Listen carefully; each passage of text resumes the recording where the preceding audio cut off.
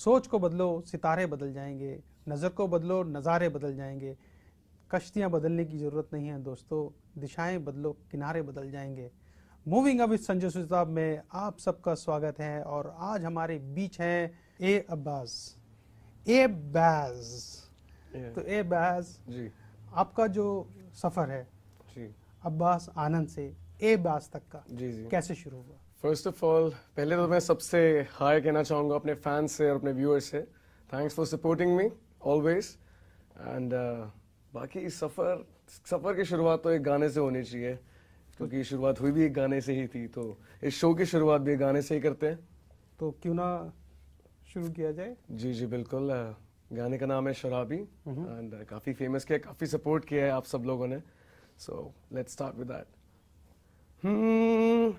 शराबी ओए बन गया, पीण दया दी हो गया, गल करनी सी हो बाफड़नी सी हो एक आखिरी बारी ही बाफड़नी सी हो। हुण तां रोना भी नहीं आउंदा, हस्सिया भी नहीं जाउंदा, किस्मत ने माड़ी मेरी वेखिया नहीं जाउंदा। होए होए होए होए होए होए होए होए होए होए होए। That's all. Wow. Let's start it. Ji. I hope your fan will like it. Sure. Hope so. Or they too, will, sir. I'm sure. Hope so. जी. अच्छा, ना आपका जो ये नाम, जी. let's start with your name. जी, आपके जी. नाम से शुरुआत करते हैं कि अब्बास आनंद से ए बैज जी. कैसे हुआ? शुरुआत से ही मुझे इंग्लिश गाने सुनने का बहुत शौक था। सो उस टाइम मैंने सुना करता था जे शॉन, जे जी।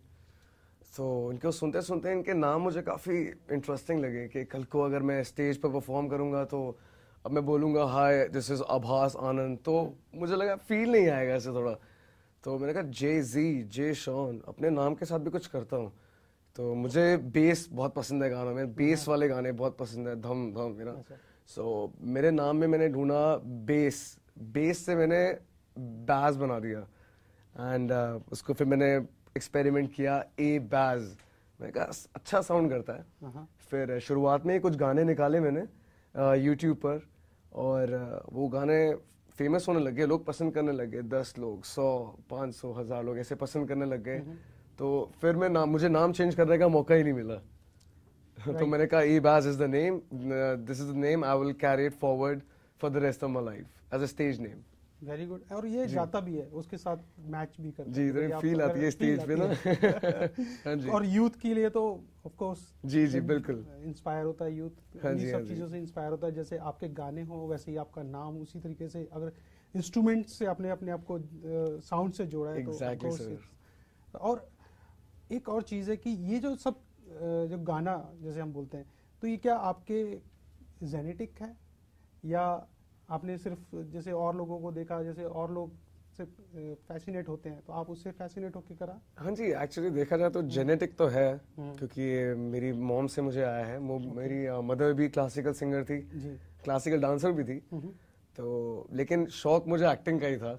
इसमें कैसे आया ये तो बहुत लंबी स्टोरी है कि एक्टिंग से सिंगिंग में कहाँ से आ गया मैं, तो ये आगे जरूर बताऊंगा मैं आपको। तो आप एक एक्टर बनना चाहते थे? जी बिल्कुल। तो अभी तो इसमें तो दोनों चीज पूरी होती है।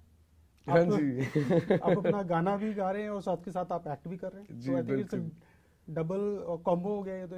बिल्कुल अपने शौक खुद ही पूरे कर लिए। बिल्कुल, क्योंकि अक्सर क्या होता है कि मोस्टली सिंगर दूसरों के लिए गाते हैं जी, हैं, प्लेबैक सिंगर बन के रह जाते हैं जी। और जो एक्टर हैं वो अपने लिए नहीं गाते। बहुत कम लोग होते हैं जो अपने लिए गाते हैं। तो for you can do both. बिल्कुल। और आप अपना ये शौक भी पूरा कर रहे हैं, गाने वाला भी और साथ में एक्टिंग भी। हाँ जी बिल्कुल। हाँ जी। और फिल्मों की बात है तो इन फ्यूचर यू माइट क्या आपको मिलना चाहिए और आपको मिलेगा भी।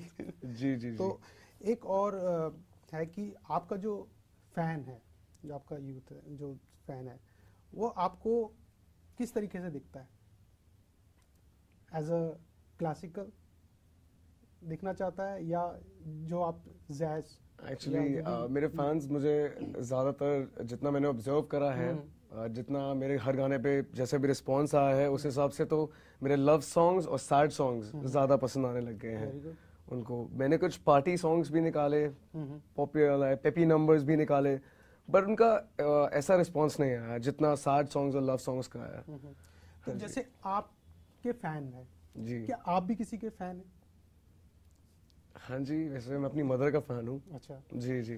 तो मदर के अलावा जैसे हम यूथ में जैसे अच्छा, आने, जैसे आपके साथ यूथ जुड़ा हुआ है, तो आप किसी के साथ जुड़े हैं?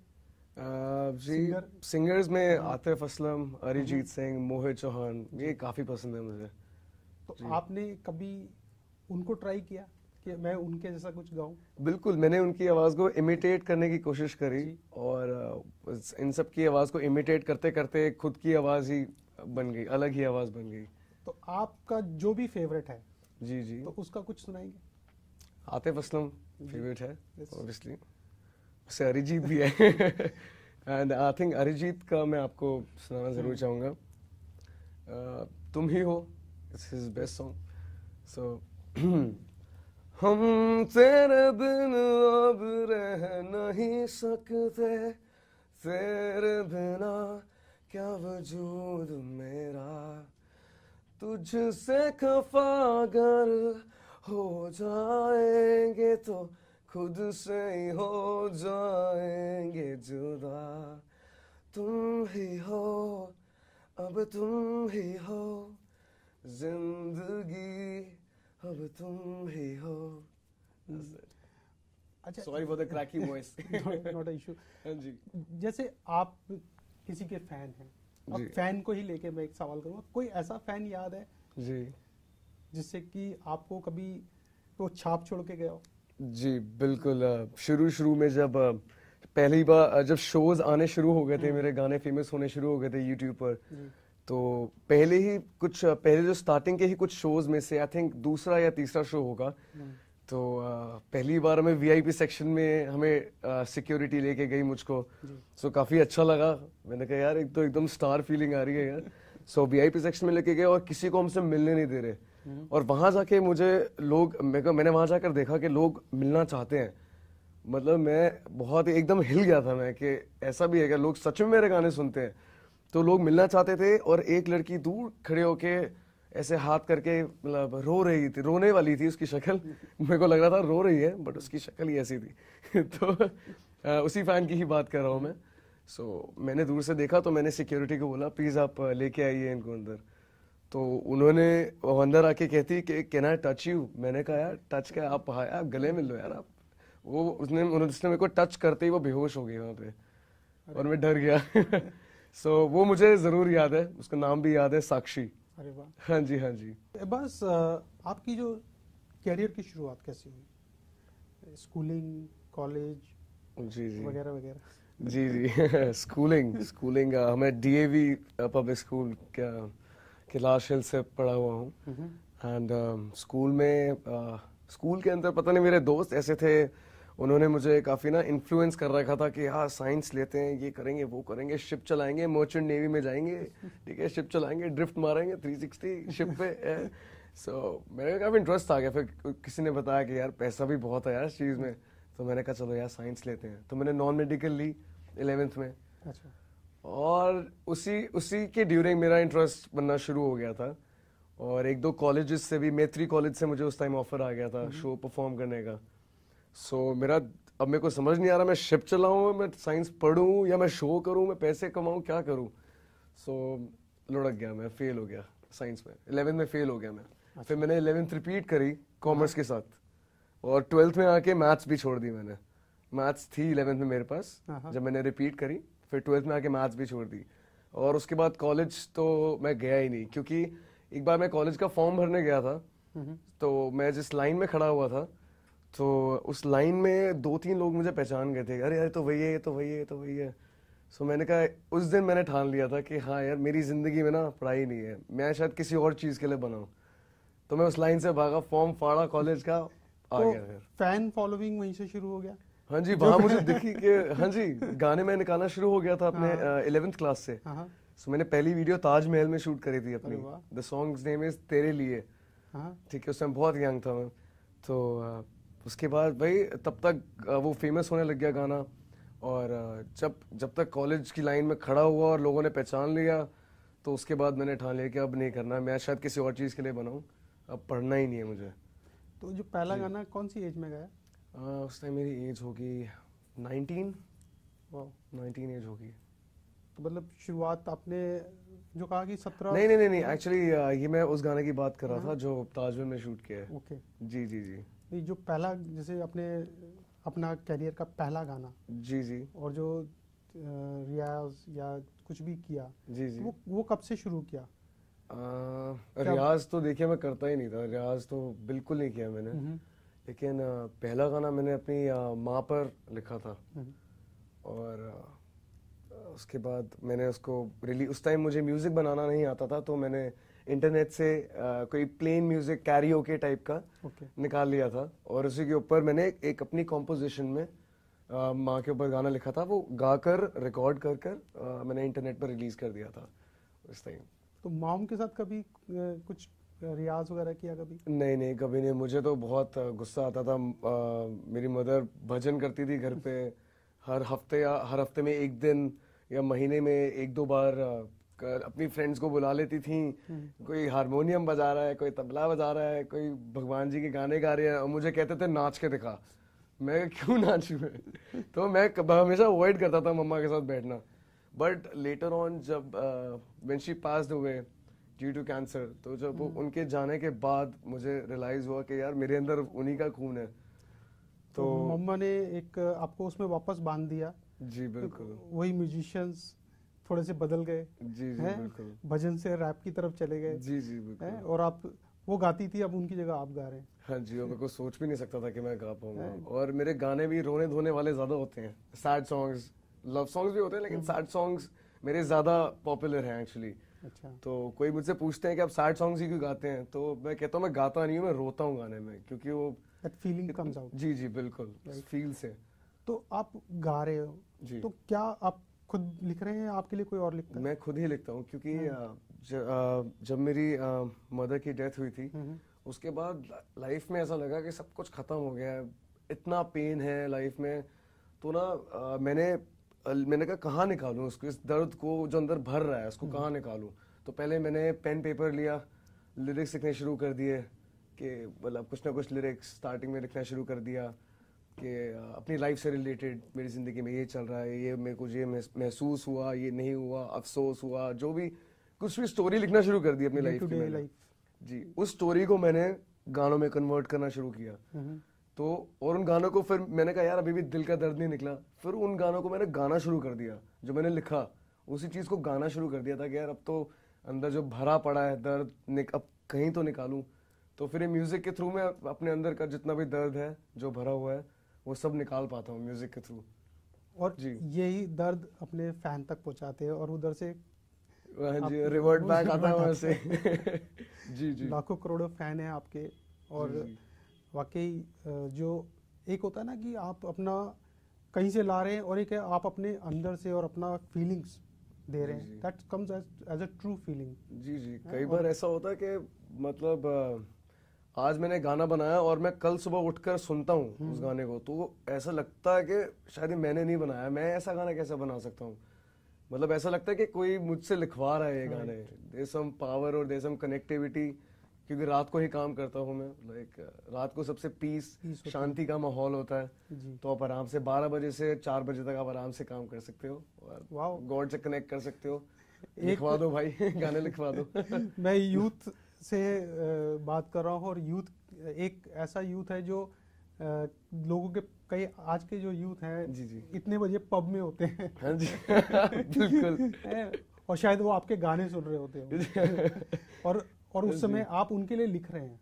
हाँ जी तो एक बहुत बड़ी बात है यूथ के लिए कि आप एक यूथ के लिए आइकॉन भी है, कि जैसे जो आप जानेंगे आपको कि भाई आप एक सिर्फ लिखने वाले नहीं है और मतलब कुछ ऐसा सिर्फ इंटरटेनर नहीं है, आप एक आपके आसपास एक ऐसा यूथ है जिसके लिए आपकी रिस्पॉन्सिबिलिटी है। तो एज अ रिस्पॉन्सिबिलिटी यूथ के लिए आप क्या बोलना चाहेंगे? एज अ रिस्पॉन्सिबिलिटी कि I will never disappoint them, और मैं अपने गानों में कभी कोई अपशब्द या कोई अब्यूज वर्ड्स यूज नहीं करूंगा जिससे उनको डिसअपॉइंटमेंट हो मेरी वजह से, और काम करता रहूंगा उनके लिए। और आज का जो यूथ, मैं कहूँ क्योंकि बहुत सारे गाने ऐसे जिससे भटका हुआ है, जी जी है ना, जी जी। और यूथ कुछ भी सुनना चाहता है, पर वो जो हम अच्छा सुनाएंगे तो वो शायद अच्छा भी सुनेगा।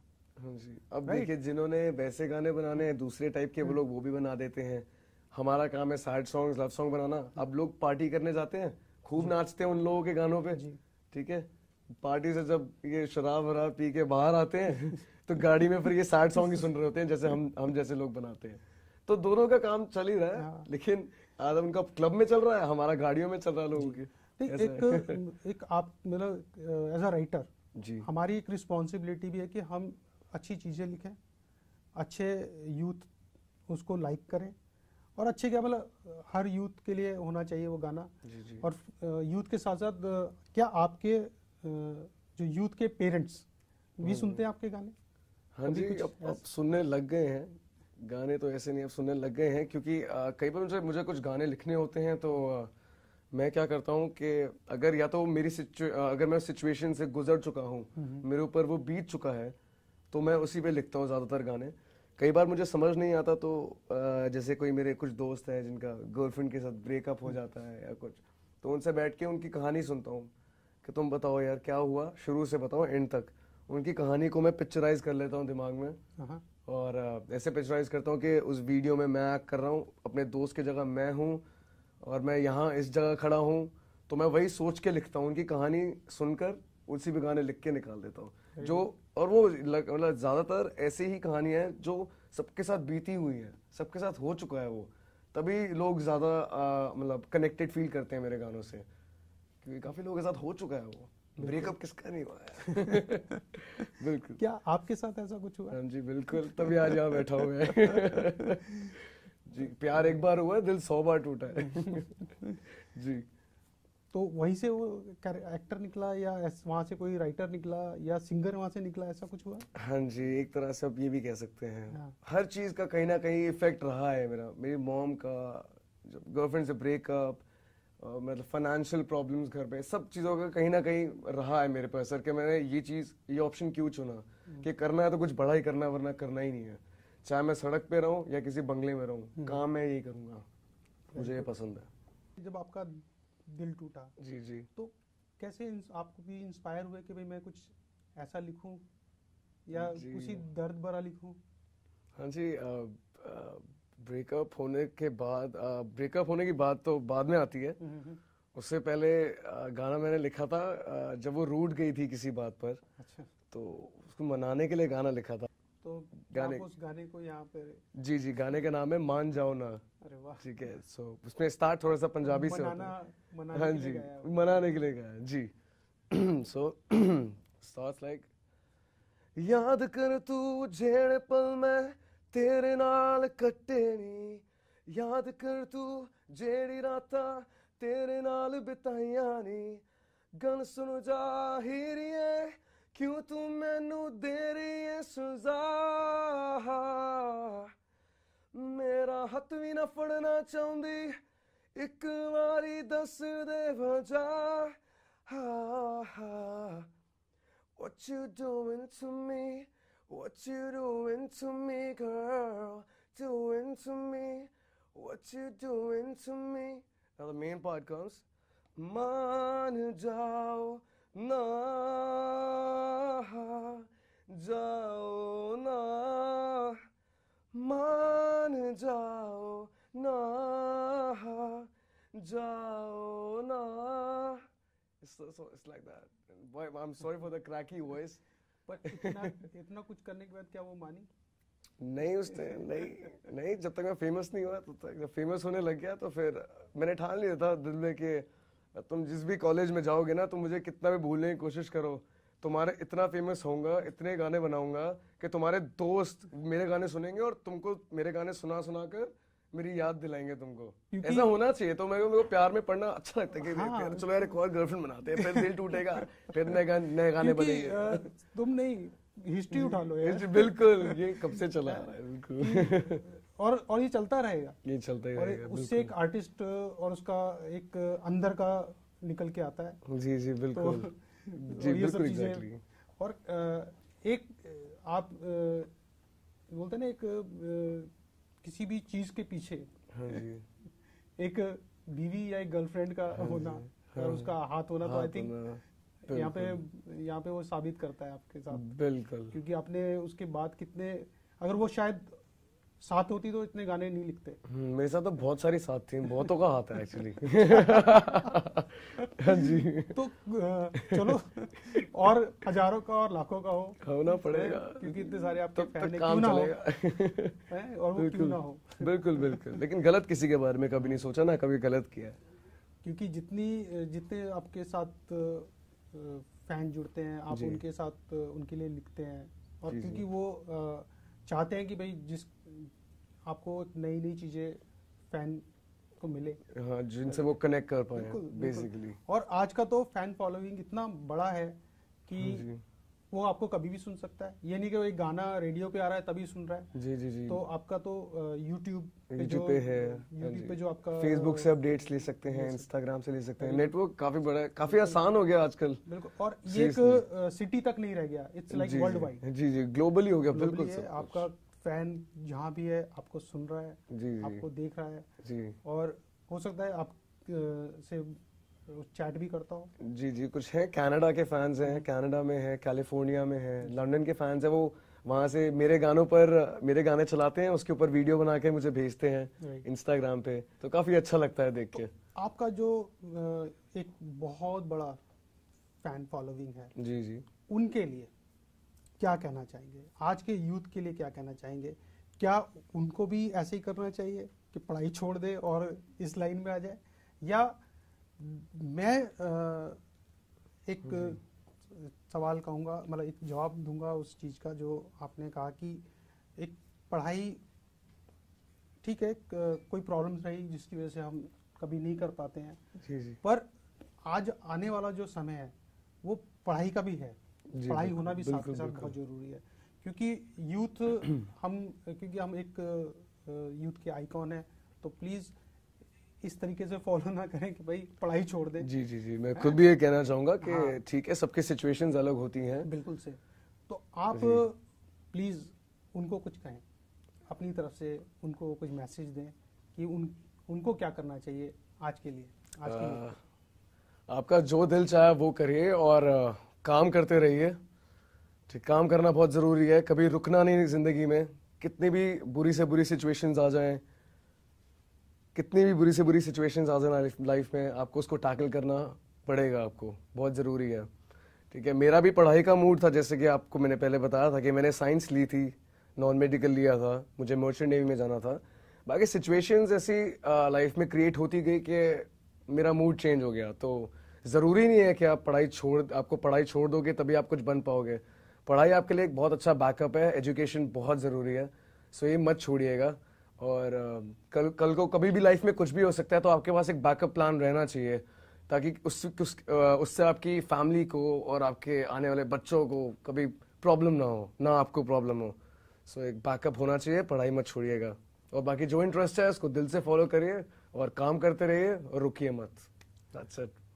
और ये भी है कि आपके सितारे भी होते हैं, आपके सितारे जो आपको किस तरफ ले जा रहे हैं, जी, है ना, वो एक मैटर करता है वैसे। बिल्कुल है, बिल्कुल। मेहनत और किस्मत भाई भाई होते हैं। बिल्कुल। एंड अब मेहनत तो मजदूर भी करता है, लेकिन उसकी किस्मत नहीं होती। बिल्कुल। तो जैसे कि मेहनत भी करें, और मेहनत के साथ साथ फल तभी मिलेगा जब आप मेहनत करेंगे, और बिल्कुल आप तभी किसी चीज के अचीवर होते हैं जब आप एक मेहनत करते हैं। तो आप अचीव करें मेहनत से और सच्ची लगन से। जुनून होना बहुत जरूरी है किसी भी चीज के लिए। और कर्म हमेशा अच्छे रखें अपने, कर्म हमेशा अच्छे होने चाहिए, सब कुछ अपने आप हो जाएगा, सितारे अपने आप ठीक हो जाएंगे आपके। क्योंकि अच्छा दोगे तो अच्छा मिलेगा। बिल्कुल बिल्कुल, है? It's give and take karma. वाला, बिल्कुल इट्स कर्मा। Good. बिल्कुल जी। तो अब्बास जी, हमारी तरफ से एक छोटी सी भेंट। Thank you so much sir, that's so sweet of you, so sweet of you. Thank you for coming. घर जाके खोलूं या अभी खोलूं? नीचे जाके। अच्छा ठीक है, ओके। रास्ते कहाँ खत्म होते हैं जिंदगी के सफर में, मंजिलें तो वहीं हैं जहाँ ख्वाहिशें थम जाएं। मूविंग अप विद संजय सुताब में आज के अचीवर थे ए बैज। एक और अचीवर से मिलेंगे अगले एपिसोड में, तब तक के लिए सी यू।